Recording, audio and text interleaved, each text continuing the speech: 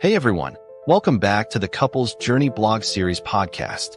We're now in part 2 of the series, A Storehouse of Happiness. Here's a quick question.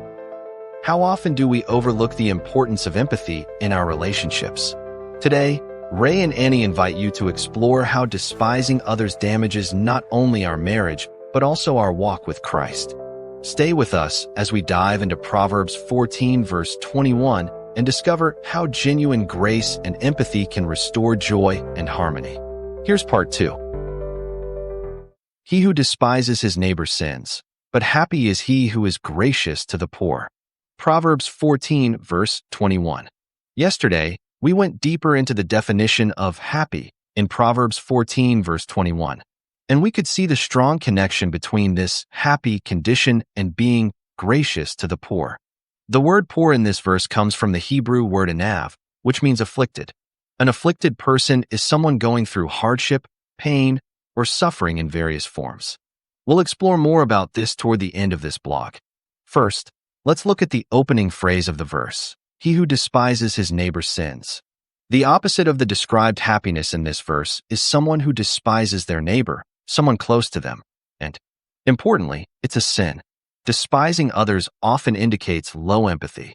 When someone despises others, it usually reflects an inability or unwillingness to understand, appreciate, or genuinely care about someone's emotional state, circumstances, or worth.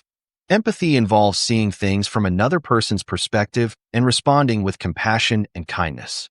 This is a good reminder of what Paul said in Philippians 2 verses 3-4, to consider others as more important than ourselves and to look out for their interests. Such attitudes foster compassion and kindness, traits that reflect Christ-likeness, as noted in Philippians 2 verse 5.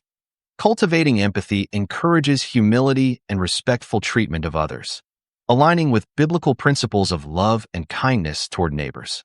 On the other hand, a person with low empathy might look down on others, judge them harshly, or dismiss their feelings, leading to despising or disrespecting them. Sadly, ignorance can contribute to this shortfall. If we aren't anchored in humility before Christ, recognizing his authority in our lives, we may be too proud to admit the poor empathy and respect we've displayed. In an article from Therapy Central, reviewed by Dr. Raffaello Antonino, the signs of low empathy include 1. Dismissiveness, 2. Poor listening, 3. Lack of remorse, 4. Judgmental reactions, and 5. Difficulty celebrating others. From a marriage perspective, these signs can manifest as 1. Communication patterns, contempt and criticism, even subtle nonverbal signs like eye rolling, stonewalling, shutting down emotionally or refusing to communicate, defensiveness, blame shifting, and poor listening. 2. Lack of emotional connection, dismissing feelings, emotional distance, and indifference, such as being uninterested or unsupportive when your spouse shares successes or struggles. Withdrawal of affection, warmth, cuddling, or intimacy also fall into this category. 3. Disregard for a partner's worth, unilateral decision-making, making major choices without consulting the spouse, disregarding their opinions, or prioritizing others like friends over their partner. Public belittling, humiliating, or making fun of a spouse in front of others are also signs. Reflecting on these signs, you might recognize some behaviors or actions of your own. The good news is that we are given this opportunity to relearn and look at these behaviors through the lens of biblical guidance. While realizing and making changes can be challenging, we can give thanks to God because He desires to restore our relationship with Him through Jesus Christ. This means we can be forgiven of the sin of despising others, especially our spouses. And with the power and influence of the Holy Spirit, we will receive deliverance from those established bad behaviors of low empathy. As we learned at the start of this blog, the opposite of despising others is experiencing true happiness, rooted in God's blessing and manifesting as grace toward others. We cannot share what we haven't genuinely experienced ourselves.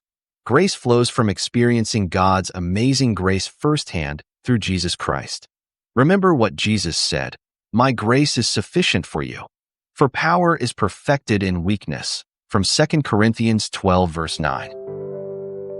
Before we close, we want to invite you to engage with us and support the Couples Journey blog series podcast. By following this channel, leaving comments, and sharing episodes with your family and friends. You're helping us in our mission to transform marriages today. Your support encourages more couples to seek God's guidance and grow stronger together. Learn more about this movement on the website www.couplesjourney.org. Thank you for being part of this journey. Together, we can make a difference. Here's the final part of today's episode. Thank you for joining us in this exploration of the importance of empathy and grace. Remember, true happiness and blessing flow from a heart that reflects Christ's love, one that embraces others with compassion. Be sure to stay tuned tomorrow as we continue with part 3 of this series, where we'll see how humility and kindness pave the way to deeper connections. Until then, may God's grace fill your hearts and relationships.